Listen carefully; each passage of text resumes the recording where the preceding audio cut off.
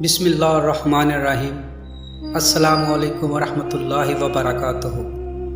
ناظرین، شہادت امام علی مقام حضرت حسین رضی اللہ تعالیٰ عنہ کے بعد امام علی مقام حضرت حسین رضی اللہ تعالیٰ عنہ کا سر مبارک کس نے کاٹا تھا اور اس بدبخت کا انجام کیا ہوا تھا؟ جب امام علی مقام کا سر مبارک دربار یزید میں پہنچا تو یزید نے اس کے ساتھ کیا سلوک کیا؟ حضرت امام حسین رضی اللہ تعالیٰ عنہ کا سر مبارک کہاں کہاں لٹکایا گیا اور امام حسین علیہ السلام کا سر مبارک کہاں دفن ہے؟ جب میدان کربلا میں امام علی مقام حضرت حسین رضی اللہ تعالیٰ عنہ کو شہید کیا گیا تو یزید نے اپنے ظالم گورنر عبید اللہ ابن زیاد کو حکم دیا کہ حسین کے سر کو کاٹ کر اسے شام بھیجا جائے تاکہ یزید لوگوں کے سامنے اس مقدس سر مبارک کی بے حرمتی کرے جسے نبی کریم صلی اللہ علیہ وآلہ وسلم چوما کرتے تھے، اور اس طرح لوگ جان جائیں گے کہ اس جنگ میں یزید کو فتح ہوئی ہے اور اہل بیت رسول کی شان کو کم کر دیا جائے۔ لہٰذا شمر ملعون نے امام حسین رضی اللہ تعالیٰ عنہ اور بہتر شہداء کرام کے سروں کو کاٹ کر نیزوں پر بلند کیا اور تمام سروں کو کوفہ کی مسجد میں ابن زیاد کے سامنے پیش کیا گیا۔ اس مبارک سر کو دیکھ کر عبید اللہ ابن زیاد نے حضرت امام حسین علیہ السلام کی شان کے خلاف کچھ بات کہی اور آپ کے سر مبارک پر چھڑیاں مارنے لگا۔ اس دل خراش منظر کو دیکھ کر وہاں موجود ایک صحابی رسول حضرت انس نے فرمایا کہ افسوس ہے جس جگہ تو چھڑیاں مار رہا ہے یہ وہ جگہ ہے جہاں رسول اکرم صلی اللہ علیہ وآلہ وسلم بوسہ لیا کرتے ہیں۔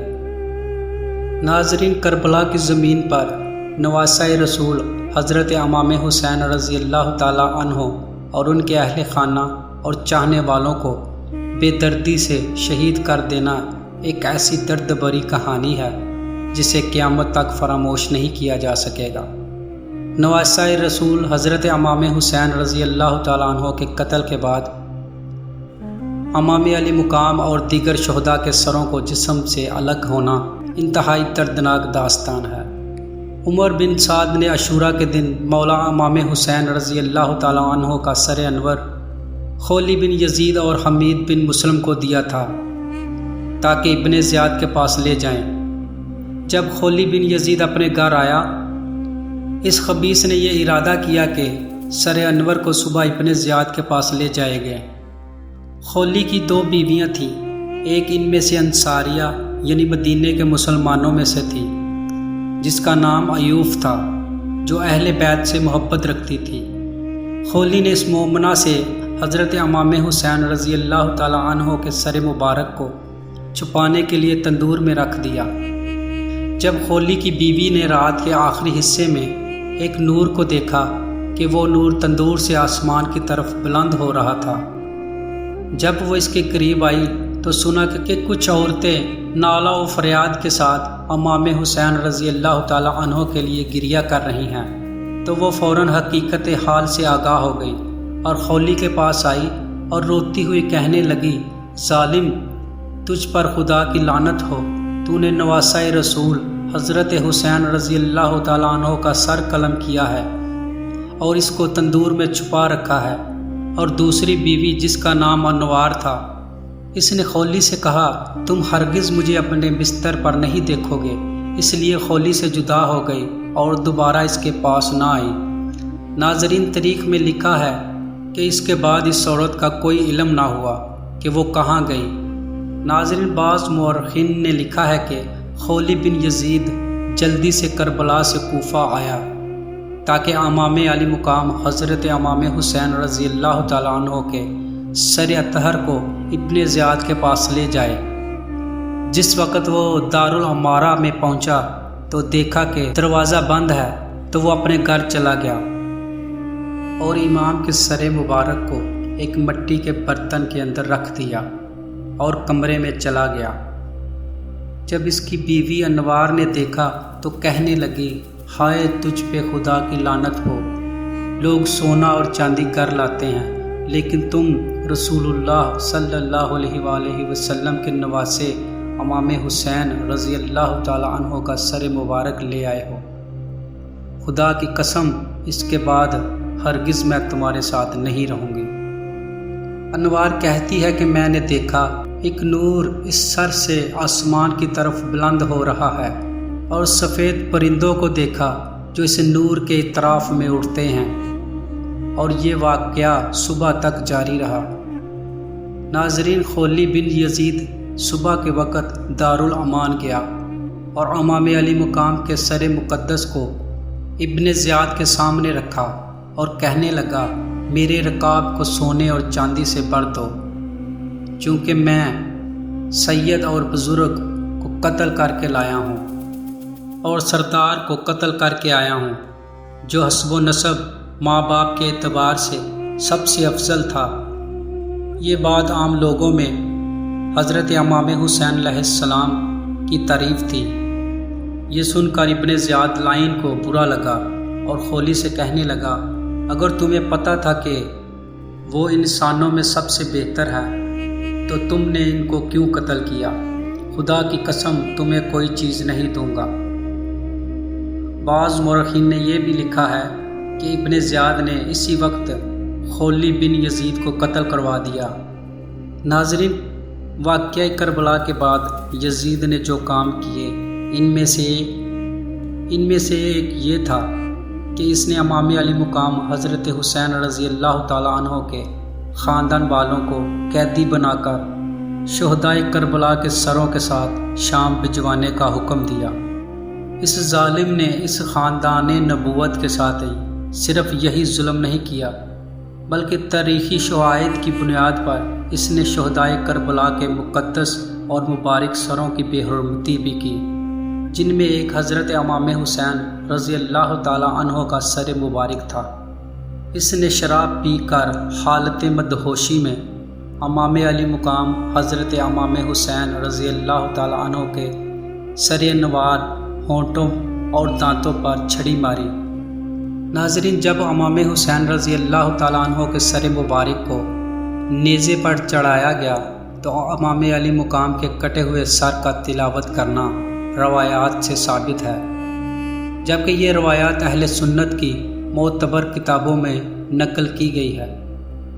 منہال بن عمر سے روایت ہے، اس نے کہا، خدا کی قسم میں نے حسین ابن علی کے سر کو نیزے پہ دیکھا اور میں اس وقت دمشق میں تھا۔ وہ سر انور سورہ کہف کی تلاوت کر رہا تھا۔ وہ کہتا ہے، اس آیت کے فوراً بعد سر انور نے واضح اور بلیغ زبان میں کہا کہ اصحاب کہف سے زیادہ عجیب قصہ میرے قتل کا ہے اور میرے سر کو نیزے پر اٹھانے کا ہے۔ ناظرین، کچھ روایات میں یہ بھی آتا ہے کہ جب شامی لشکر امام حسین رضی اللہ تعالیٰ عنہ کا سر مبارک کوفہ سے شام لے جا رہے تھے تو سپاہیوں نے سر مبارک کو ایک صندوق میں رکھا۔ سفر بہت لمبا تھا۔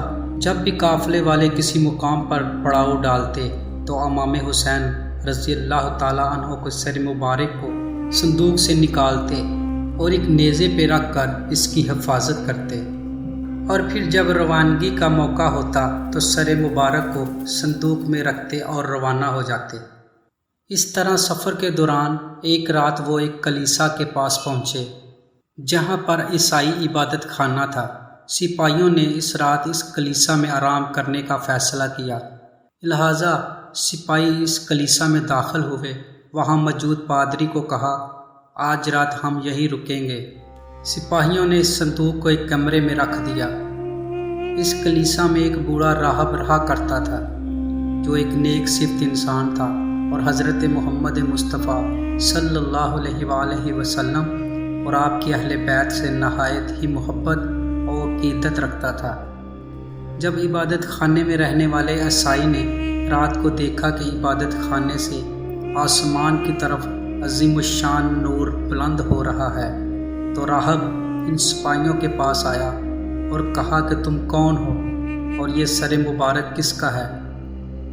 تو ان لوگوں نے کہا کہ ہم اہل شام ہیں اور یہ سر حضرت محمد مصطفیٰ صلی اللہ علیہ وآلہ وسلم کے نواسے حضرت حسین رضی اللہ تعالیٰ عنہ کا ہے۔ اس نے کہا، تم کیسی بدبخت قوم ہو خدا کی قسم اگر حضرت عیسیٰ علیہ السلام کی نسل مبارک کا کوئی فرد اب موجود ہوتا تو ہم اس کی ایسی تعظیم کرتے کہ اس کو اپنی آنکھوں پر بٹھا کے رکھتے، جبکہ تم نے اپنے نبی کے نواسے کے ساتھ یہ کیا حشر کیا ہے۔ پھر کہنے لگا، اے لوگو، مجھے 10,000 دینار میرے آباء و اجداد سے وراثے میں ملے ہیں، اگر میں 10,000 دینار تمہیں دے دوں تو کیا یہ سر انور آج رات رکھنے کے لیے مجھے دو گے؟ تو یزیدیوں نے کہا، کیوں نہیں؟ تو بس عیسائی راہب نے دینار کی تھیلی ان کو دے دی۔ ان لوگوں نے دینار گن کر تھیلی میں رکھ لیے اور اس پر مہر لگا کر صندوق میں محفوظ کر لیے۔ پھر سر مبارک کو عیسائی راہب کی طرف بڑھایا۔ راہب نے نہایت تعظیم کے ساتھ سر مبارک کو لے کر اس کو غسل دیا اور اپنی گود میں رکھ کر رات بھر روتا رہا۔ جب صبح کا وقت قریب ہوا تو کہا، اے سر انور، میں اپنے آپ ہی پر قابو رکھتا ہوں اور گواہی دیتا ہوں کہ اللہ کے سوا کوئی معبود نہیں، اور آپ کے نانا حضرت محمد مصطفیٰ صلی اللہ علیہ وآلہ وسلم اللہ کے سچے رسول ہیں۔ یہ کہہ کر وہ مسلمان ہو گیا اور حضرت امام حسین رضی اللہ تعالی عنہ کی غلامی میں شامل ہو گیا اور اس سر مبارک کو ان سپاہیوں کے حوالے کر دیا۔ ان لوگوں نے سر انور کو دوبارہ صندوق میں رکھ لیا اور روانہ ہو گئے۔ ناظرین، جب مختار ثقفی نے امام حسین رضی اللہ تعالی عنہ کے قاتلوں کو چن چن کر مارنا شروع کیا اور خولی بن یزید کو گرفتار کیا، اور مختار ثقفی کے سامنے جب خولی بن یزید کو لایا گیا تو مختار غصے سے کانپنے لگا اور کہنے لگا، جلدی سے اس کے ہاتھ پاؤں رسیوں سے باندھ دو اور اس کے ہاتھ پاؤں کاٹ دو تاکہ دنیا اس دشمن اہل بیت کا جی بھر کر تماشا دیکھے۔ خولی کو اس ذلت اور رسوائی کے ساتھ قتل کر کے اس کی لاش کو جلا کر خاک بنا دیا گیا۔